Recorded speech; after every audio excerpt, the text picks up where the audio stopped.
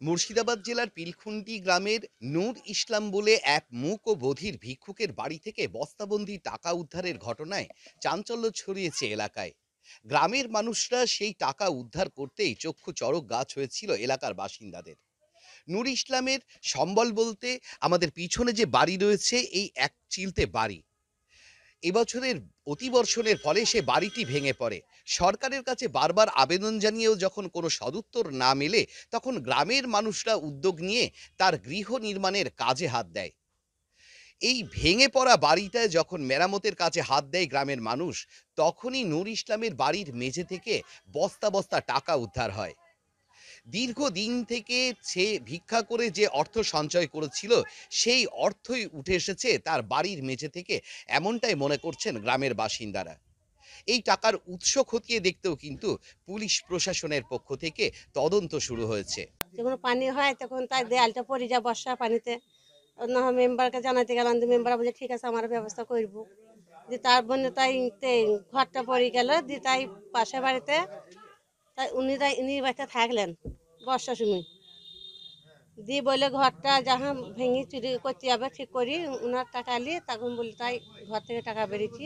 ঘরটা করবে উদ্দেশ্য লিছি, গ্রামের সবাই মিলে সকল মিলে উদ্দেশ্য লিছি যে গ্রাম থেকে আমরা ঘরটা করে দেবো। যদি টাকা পয়সা না থাকে গ্রাম থেকে সাহায্য করে, গ্রামের সবাই মিলে আলোচনা করেছিলাম যে সবাই মিলে যে যেরকম লোক ব্যক্তি তাদের কাছে কিছু টাকা নেবো, দিয়ে আমরা করে দেবো। দিয়ে আমরা ইনশাল্লাহ খুলে দেখছি যে ওনার ঘরে প্রচুর টাকা, কয়েক 6-7 বস্তায় টাকা ভরা।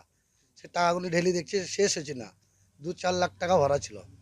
এতে গুলিয়ে গেছে, আবার একটা খুঁজছে, আবার টাকা ভরা, ইনশাল্লাহ চারিদিকে টাকা। যাক আল্লাহ যা মিলিয়ে দিল, প্রচুর টাকা মিলিয়ে দিয়েছে। তা আমরা তো ভাবতে পারিনি যে ওই ঘরে এই টাকা ভরা থাকবে, কেউই ভাবতে পারেনি। এসআইআর ফর্ম দিতে গিয়ে দেখি যে ওনার মানে ঘরের অবস্থা খুবই খারাপ। তাই একটা উদ্যোগ নিই গ্রাম থেকে যে এটা একটা অল্প ইয়েতে খরচা একটা ঘর একটা চাঁদা তুলে করে দেওয়ার জন্য। তখন ওই ঘর ভাঙতে গিয়ে তখন দেখা যায় যে এই সমস্ত ভিক্ষাবৃত্তির টাকাগুলো ওই হাঁড়িতে এতে সব ভরা আছে।